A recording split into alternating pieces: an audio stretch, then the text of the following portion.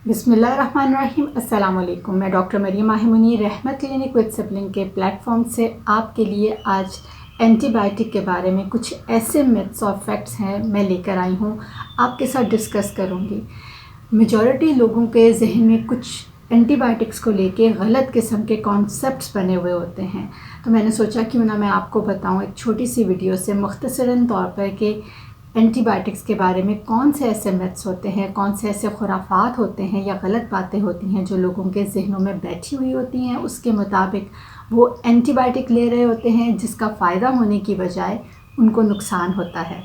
चलते हैं आज की इस वीडियो की जानिब। अगर मैं सबसे पहली मिथ की बात करूं, जो लोगों के लिए कॉन्सेप्ट होता है, जहन में उन्होंने बैठाया होता है कि कॉमन कोल्ड और फ्लू के लिए भी एंटीबायोटिक यूज़ की जा सकती है। तो एक चीज़ मैं आपको क्लियर कर दूं कि एंटीबायोटिक जो होती है वो सिर्फ़ और सिर्फ बैक्टीरियल इन्फेक्शन के लिए आप ले सकते हैं। उसके अलावा आप किसी भी बीमारी के लिए लेंगे तो वो फ़ायदेमंद नहीं होगी, उल्टा उसका नुकसान होगा। उसकी वजह से रेजिस्टेंस डेवलप हो सकता है, और एक दफ़ा अगर रेजिस्टेंस डेवलप हो जाए तो उस बीमारी को, उस बैक्टीरिया को डील करना बहुत मुश्किल हो जाता है।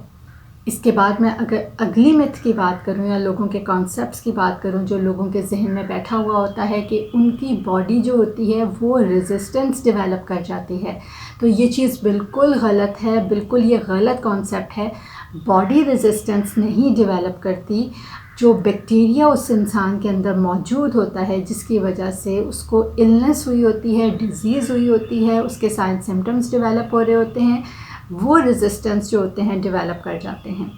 अगर मैं आपको ये एग्जांपल दूं कि बॉडी के अंदर दोनों तरह के बैक्टीरियाज़ होते हैं, अच्छे बैक्टीरिया भी और बुरे बैक्टीरिया में। और बैक्टीरियाज़ की एक क्वालिटी, एक ख़ासियत होती है कि वो अपने आप को तेज़ी के साथ एक फॉर्म से दूसरी फॉर्म में चेंज कर लेते हैं। जो उनकी वॉल या उनकी जो कवरिंग होती है वो बड़ी तेज़ी के साथ चेंज हो जाती है। कोई भी अगर नामुनासिब हालात होते हैं, या कई दफ़ा जो बैक्टीरियाज़ एक दूसरे के दुश्मन भी होते हैं, एक केमिकल एक बैक्टीरिया के पास है और दूसरा केमिकल दूसरे बैक्टीरिया के पास है जो उसको किल कर सकता है, तो जिस वक्त भी वो ख़तरे की बू सूंघेगा एक बैक्टीरिया कि दूसरे बैक्टीरिया के पास उसको किल करने का केमिकल मौजूद है, वो अपनी जो फॉर्म होती है, अपनी शेप को चेंज कर लेता है।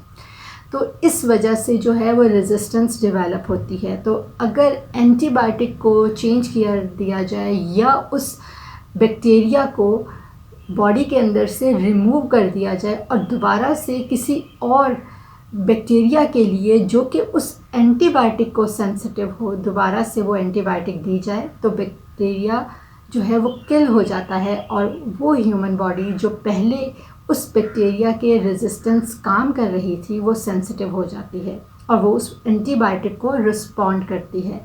सो ये जहन में रखना कि बॉडी रेजिस्टेंस नहीं डेवलप करती, जो बैक्टीरिया होता है बॉडी के अंदर मौजूद वो रेजिस्टेंस डेवलप करता है।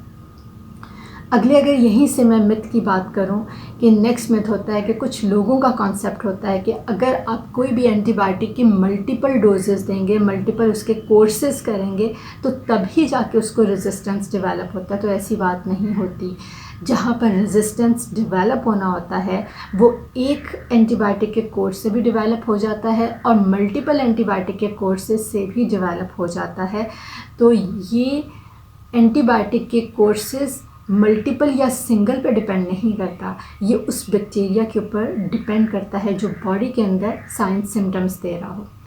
उसके अलावा कई लोग जो है वो ये भी काम करते हैं कि लेफ़्ट ओवर जो एंटीबायोटिक्स होती हैं वो उन्हीं को यूज़ कर लेते हैं। इसके अगर मैं आपको एग्जांपल दूं कि अगर घर के किसी एक अफराद को कोई भी बीमारी हुई है, बैक्टीरियल इन्फेक्शन हुई है, और दूसरे फ़र्द को कुछ अरसे के बाद बैक्टीरियल इन्फेक्शन हुई है, तो जो पहला इंसान होगा वो उसको ये मशवरा देगा कि भाई ये वाली एंटीबायोटिक मैंने यूज़ की थी, इसका असर हुआ था और मैं ठीक हो गया, तो अब ये जो बाकी बची हुई दवाई है या यही एंटीबायोटिक है, तुम बाज़ार से और ले आओ, इसको यूज़ कर लो।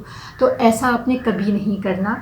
कई दफ़ा कुछ डिजीज़ या कुछ बीमारियां ऐसी होती हैं जो ऑर्गेनिज़म्स फ़र्क होते हैं लेकिन साइन सिम्टम्स एक ही जैसे होते हैं, तो उसके ऊपर एक एंटीबायोटिक अगर दूसरे इंसान को वही एंटीबायोटिक देंगे ना तो वो असर नहीं करेगी, वो रेजिस्टेंस डेवलप कर जाएगी।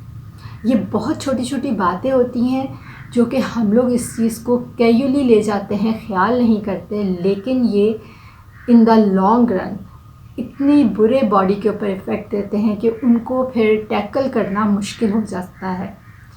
एक तो साइन सिम्टम्स बढ़ते जाते हैं, वो इंसान भी तकलीफ़ में ही मुब्तला रहता है बहुत लंबे अरसे तक, और दूसरा जो कंसल्टेंट उसका होता है, ट्रीट कर रहा होता है, उसके लिए भी एक चैलेंजिंग बन जाता है, क्योंकि वो कोई भी एंटीबायोटिक देने की कोशिश करता है तो बैक्टीरिया इतना रेजिस्टेंस डेवलप कर लेता है कि वो अपनी फॉर्म को तेज़ी के साथ चेंज कर लेता है और दूसरी फॉर्म में चला जाता है।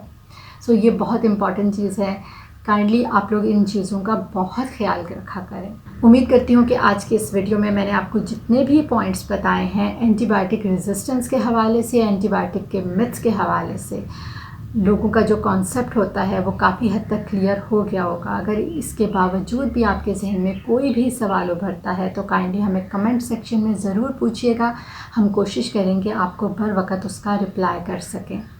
अगर आप इस चैनल के न्यू विज़िटर हैं और फर्स्ट टाइम विज़िट कर रहे हैं तो काइंडली इस चैनल को सब्सक्राइब ज़रूर कीजिएगा, बेल नोटिफिकेशन भी प्रेस कीजिएगा और अपने फैमिली, फ्रेंड्स और रिलेटिव्स को शेयर करना ना भूलिएगा, क्योंकि शेयर करने से ही नॉलेज बढ़ता है। इंशाल्लाह मिलते हैं अगली वीडियो में नए टॉपिक के साथ। अल्लाह ने के बाद।